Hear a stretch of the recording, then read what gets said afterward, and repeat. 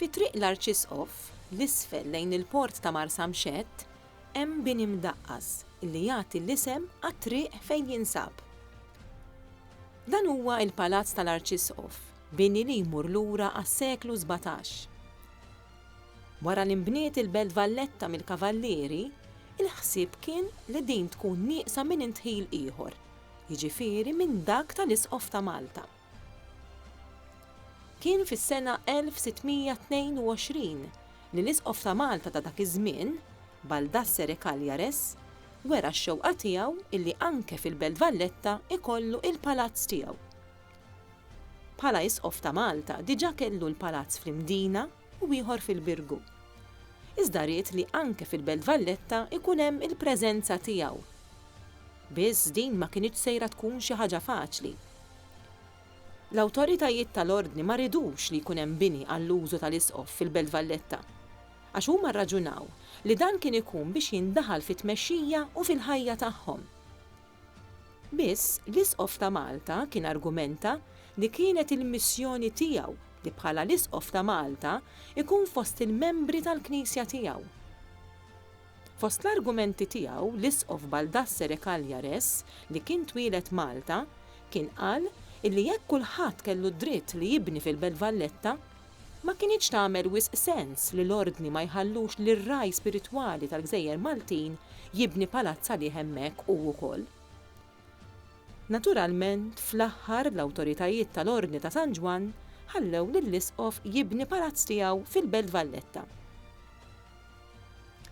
Il-perit kien il-Malti Tommaso Dingli, perit illi ddisinja diversi bini fis-seklu 17.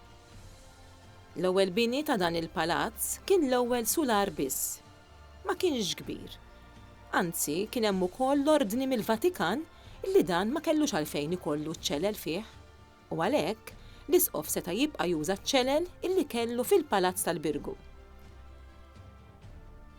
Interessanti ħafna huwa l-fatt ukoll illi meta bdiet titħaffer iż-żona fejn kellu jinbena l-palazz, skoprew nixxija ta' ilma ġieri.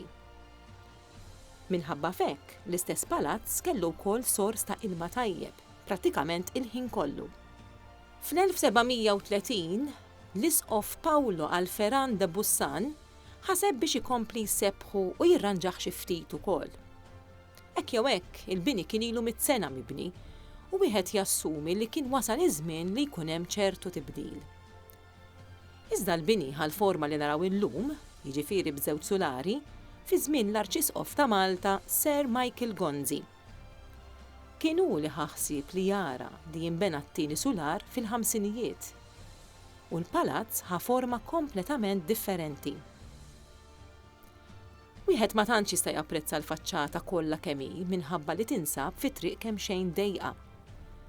Għandha bilanċ arkitettoniku u twieqi kbar tas-sular t'isfel għandhom il-ħadid qudiemhom.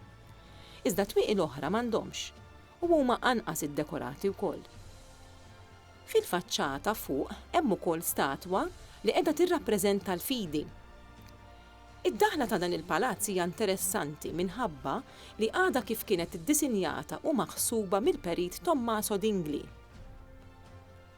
Dan huwa bini ieħor interessanti li nsibu fil-Belt Valletta. Bini li minħabba li jinsab fi triq mhux daqshekk iffrekwentata, ma tantx huwa magħruf u apprezzat.